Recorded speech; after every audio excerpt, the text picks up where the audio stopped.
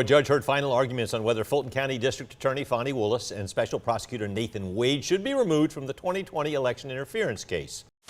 And that affidavit says specifically, and the affidavit is Mr. Wade, says specifically in paragraph 26 and 27 that the relationship did not begin until 2022. It acknowledges the relationship and says it didn't begin until 2022. And the pleading that's filed, the state's pleading and response, indicates not exactly that, but it says there was no relationship as of November 1 of 2021, and that's on page 7. So now we know that timing is the issue because Ms. Merchant made it clear that we alleged and had evidence that indicated the timing was before Mr. Wade was hired, not after. So the state now has filed an affidavit and a pleading that claims post-hiring into 2022. And then Mr. Wade, Willis testify to the same thing under oath. Now, Ms. Yerty says it began in 2019. Why would she know? Well, she would know because she was a former friend. I know the state's going to get up here and say you can't believe, essentially what they're going to say is you can't believe any defense witness because they're defense witnesses. And only people that would tell the truth would be Wade and Willis. I suggest to you that that's not accurate. I suggest that the testimony that Mr. Wade gave and Ms. Willis gave, and I'm specifically dealing now with the timing issue, without getting into anything else, that brought forth a true concern about their truthfulness in being what is required of a lawyer in this state, which is candor toward the tribunal. And that's 3.3 of the professional rules.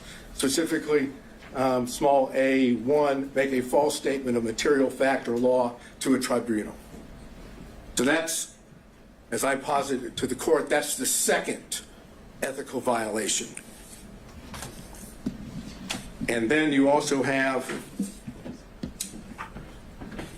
8.4 of the professional rules. It says it's a violation of the Georgia Rules of Professional Conduct for a lawyer to, and that's A4, engage in a professional conduct involving dishonesty, fraud, deceit, or misrepresentation. Now, do you have to find that Wade and Willis lied? No. What you need to be able to find is that there is a concern, a legitimate concern based on the evidence in this case about their truthfulness. A legitimate concern about the truthfulness, which equates to an appearance of impropriety. Because once you have the appearance of impropriety under forensic misconduct, the law in Georgia is clear, that's enough to disqualify. So, why should you find there's a concern with their truthfulness? ERT is the first one. You have that testimony. But then we go to what is the most obvious indication that Willis and Wade were not truthful on the point of timing, and that's Bradley. I'm going to speak to what I would call a subset of forensic misconduct, and I'm going to assume that all the law that's been provided to you in pleadings as well as emails, you know, you don't need me to tell you what the law is. So I want to just set up how the disqualification and then dismissal of the indictment should take place under the subset of forensic misconduct. Roman's counsel, Ms. Merchant, filed on January 8 her pleading, her motion to dismiss and to disqualify. We were in court that Friday of that week in which I made it known that we, that is President Trump, may adopt that motion. I wanted to see what was going to happen before I did so. That Sunday, which would be January the 14th, 2024, D.A. Willis took it upon herself to go to a historic black church in Atlanta, having not responded at all to the motion of Ms. Merchant's client, Roman, and she made what we now call the church speech. And Your Honor has reference to that. You didn't necessarily want evidence on that, but you know what the church speech was. It was videoed. It was clear that Ms. Willis had notes. She was reading from notes that she had prepared. It was a calculated determination by Ms. Willis to prejudice the defendants and their counsel. How so? By making an issue out of the fact that the person that was challenged in the Roman motion was black, without telling the public or the church members, or anyone for that matter, that the reason that Mr. Wade was being challenged was not because he was black, had nothing to do with race. It had to do with the relationship that had been alleged and later admitted to by Ms. Merchant. Ms. Willis took full opportunity to prejudice the defendants, and then comes along later in a pleading and says it wasn't designed or intended to be at the defendants at all, or the defense counsel, which with all due respect is just nonsense. The purpose of that was to get public sympathy, public empathy for what Ms. Merchant had already alleged in her motion. Now, that was a violation of the professional rules of conduct. It was a violation of 3.8G. There's no question about it. It wasn't in response to anything that was said. It was a public statement, extrajudicial, for the purpose of making a comment upon the defendants. It would be in response to a motion that was filed. But it wasn't filed in a response, in a pleading. It was filed in response to a motion. And the motion were allegations made. If Ms. Willis wanted to respond at that point, she could have said the facts of the matter. Instead, she misstated what the situation was, took advantage of the opportunity, an ethical violation, and the ethical violation makes it clear that you must refrain from making extrajudicial comments that have a substantial likelihood of heightening public condemnation of the accused. Can you think of anything more that would heighten public condemnation of the defendants than alleging that defense counsel and the defendants were making their motion based on race and religion? That's as bad as it gets in Fulton County, with all due respect. That's exactly what Ms. Willis wanted done. And remember, the state still had not responded.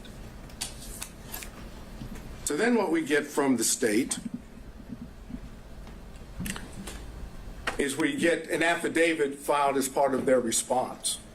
I want to remind the court that we're here today on this motion to disqualify DA Willis and her office because of her judgment, frankly. She is supposed to be disinterested under the Sixth Amendment, and she's anything but that.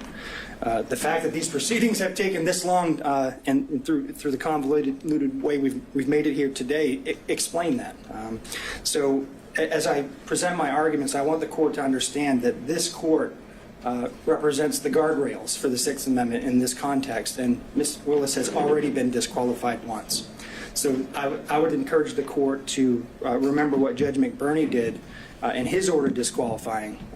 The same argument was made in that case as to whether or not there needs to be an actual conflict of interest, or whether or not the appearance of a conflict of interest might be sufficient under the facts. I want to make clear to the court that the law in Georgia suggests, and is very clear, that we can demonstrate an appearance of a conflict of interest, and that is sufficient.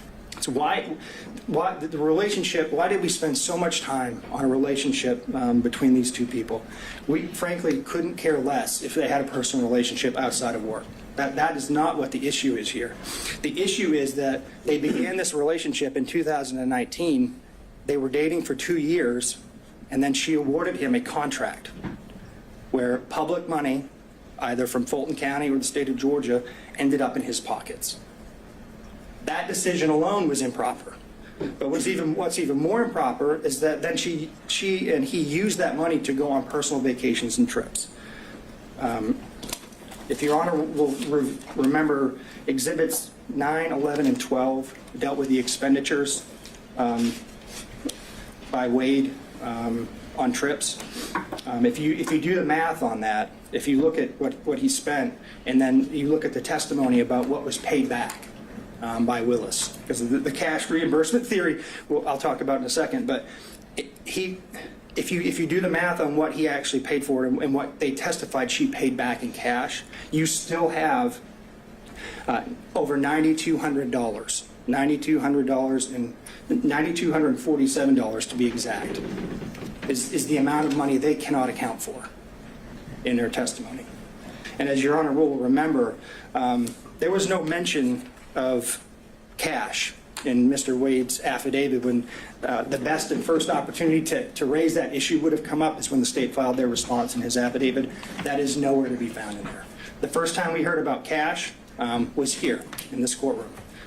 And so I think she's received a personal financial benefit of over $9,200 in this case that she can't account for, and the state can't account for. And the reason we can't account for it is because they came up with a cash theory. Cash theory only Before we raises. get into that, let me ask you this. Let's say let's say the theory wasn't even there that they had paid it back or that there'd been any exchange. Should there first be a consideration of a materiality requirement? No. Have you seen that in this jurisdiction? It's not in this jurisdiction. Have you seen that in any other jurisdiction? I haven't seen that, Judge. And if it was $6, that would still be improper.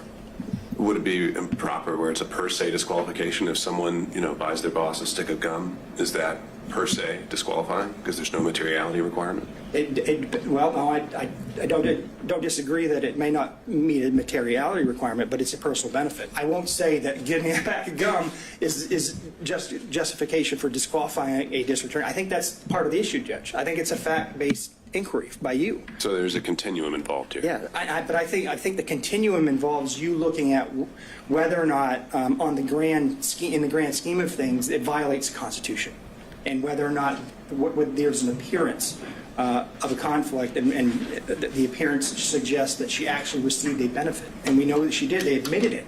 We don't have to speculate about that. They said that she said she got a benefit, and she said she paid back certain amounts. In that regard, Your Honor, I don't know, would $100 be enough? Would $200 be enough? I think you have to look at it globally and consider all of the witnesses, consider all of the facts, consider the credibility of the witnesses, frankly. Right. I mean, Your Honor sat here and watched everybody, so I haven't spent a lot of time going into the specific testimony because Your Honor is well aware of it.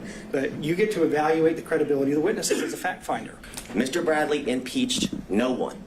And I say no one because he did not impeach Mr. Wade. In order to properly impeach a witness, you have to confront the witness with the specific statements. Mr. Wade, and you can look back at the YouTube of the entire hearings of the last couple days, Mr. Wade wasn't once confronted with a statement that he claimed or said, or that is claimed that he said to Mr. Bradley. The way you properly impeach somebody, you have to confront the witness. Here would be Mr. Wade, and once he makes a statement that you believe to be inconsistent, and you have a witness who can prove that inconsistency, that's when you call that witness. And when Mr. Wade was on the stand, not once was he asked, did you tell Mr. Bradley this in a confidential conversation in your conference room that was not covered under attorney-client privilege? That was not asked. The specifics of that conversation was not asked. So any testimony that Mr. Bradley testified to is impermissible. It is improper impeachment because they did not confront Mr. Wade with it. So that's where the state would begin with the comments that Mr. Merchant made about me referencing his wife as lying. I never called Ms. Merchant a liar. I never used those words. I don't know why she made the material misrepresentations. It could be because Mr. Bradley lied to her. I don't know the reason. But I can submit to the court that those were material misrepresentations that were made to this court on the day a few Mondays ago as everyone was arguing the motions to quash certain subpoenas. I'd also bring to the court's attention that during that motion to quash subpoenas, certain subpoenas, Ms. Yerge's attorney appeared, Mr. Partridge, and he made very clear on that Zoom that Ms. Yerge had absolutely no knowledge of a romantic relationship and absolutely no knowledge of cohabitation. Those were the specific references that he made.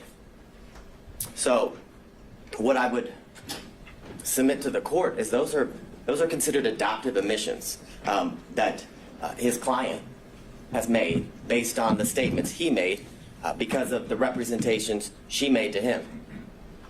So I know that sounds convoluted, but what I would say to the court is Ms. Yurdy told Mr. Partridge, because Mr. Partridge told the court that she had absolutely no information about a romantic relationship, and she had absolutely no information as in regards to... So, but wait, are you making an argument I should make inferences based... Now, these would be attorney-client privileges, or communications then. She's communicating with Mr. Partridge about what her upcoming testimony is. That's why she's hired him, and you're telling me I should infer things based on her communications to him? Absolutely, because they're not attorney-client communications anymore when he discloses them to the court and everybody else as they watch the Zoom and attend the hearing. The difference is there was no request to go in camera. There was no request to go or to have a private conversation with you as was done with Mr. Bradley. That would have been the proper procedure. So yes, I'm asking you to infer that, 100%. I'm asking you to infer that her testimony was at best inconsistent. And as I was doing a whole lot of research, I came upon this law review article from Cornell scholarship reading or publication, and they made very clear that courts have been relatively reluctant to exercise their power to disqualify prosecutors for any reason. And that goes along with the standard what the state would submit to the court is that the defense has to show an actual conflict. And in this instance, they have to show the actual conflict would be that Ms. Willis received a financial benefit or gain and did it got it based upon the outcome of the case. It doesn't make any sense. It makes absolutely no sense. And during the 3 days of the extensive testimony of all of the witnesses and the prolonged examinations of the witnesses by multiple of the defense counsel, they still got nowhere. We're in the same position we were in on Monday. The same assertions that were made on Monday have no answers today as we're before Your Honor. They were not able to provide any evidence as to, or to the contrary, of Ms. Willis and Ms. Wade's assertions of when their relationship began. There's absolutely no evidence that contradicts that the relationship did not begin later than or around March of 2022, Your Honor. A private investigator hired by former President Donald Trump's Georgia attorneys alleged more than 2,000 phone calls and just under 12,000 text messages took place between Fulton County District Attorney Fani Willis and her special prosecutor Nathan Wade before he was hired. When did your romantic relationship with Ms. Willis begin? 2022. When in 2022? Early 2022. So you were appointed in November of 2021. Yes, ma'am. And your relationship started early. What's early? January? February? Around March. Around March. But you two met at an October 2019 judicial conference, correct? Yes, ma'am. That testimony directly contradicts earlier testimony from one of Willis's former good friends who said the relationship began well before Wade testified it did and predated his hearing by the DA. You have no doubt that their romantic relationship was in effect from 2019 until the last time you spoke with her? No doubt. Did you observe them do things that are common among people having a romantic relationship? Yes. Such as, can you give us an example? Hugging, kissing, just affection. All before November 1st of 2021, correct? Yes. Did you go to a cabin with Miss Willis ever? Ever? Ever?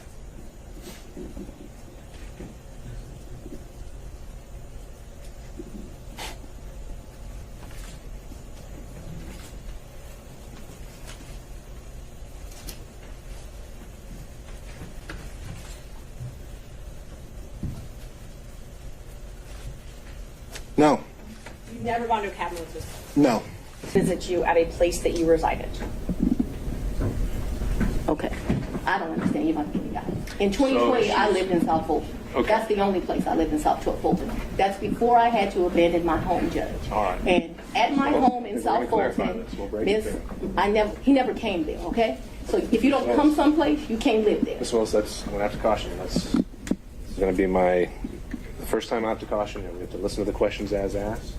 And if this happens again and again, I'm going to have no choice but to strike your testimony. How often did Mr. Wade visit you at a place where you were living between 2019 and 2021?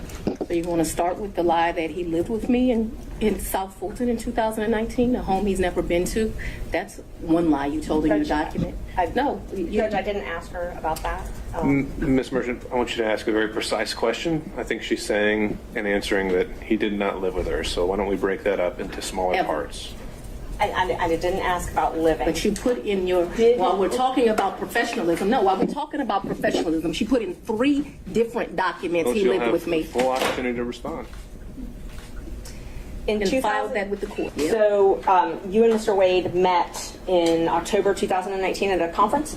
That is correct. And I think in one of your motions you tried to implicate I slept with him at that conference, which I find to be extremely offensive. I stayed at that conference. Mr. Wade was my teacher. I did not meet him when he taught the class. I was standing outside talking to Lisa Reeves, who is a judge. Me and her were just having a conversation. Mr. Wade walks up and they hug each other. They have some brief conversation. She introduces us. Your Honor, I'm going to object to that. We kind of thought that when you asked the question, you didn't answer the question, not a speech, so I object to the speech. I believe I'm able to explain my answers. I believe she's able to explain her answers. And that's Ms. Merchant, that's okay. I can handle it. Ms. Willis, I'll ask you to listen to the answer, or excuse me, the question, and keep the answers confined to the question as best you can. I think you'll have more than enough ample opportunity on when the state is Well, able it's to highly follow offensive up. when someone lies on you, and it's highly offensive when they try to implicate that you slept with somebody the first day you met with them, and I take exception to it. All right. Well, Ms. Willis, you'll have the opportunity to explain all of that when it's the state's turn to ask more open-ended questions. When your daughter moved or left the house that she owned, did she say anything to you about having a large savings of cash? Oh, no, no. See, maybe, excuse me, and Your Honor, I'm not trying to be racist, okay? But it's a black thing, okay? You know, I was trained, and most black folks, they hide cash. My words, cash hoard that you had collected over time. Cash what? Hoard, H-O-R-D-E. Oh, I thought you said something different, sir.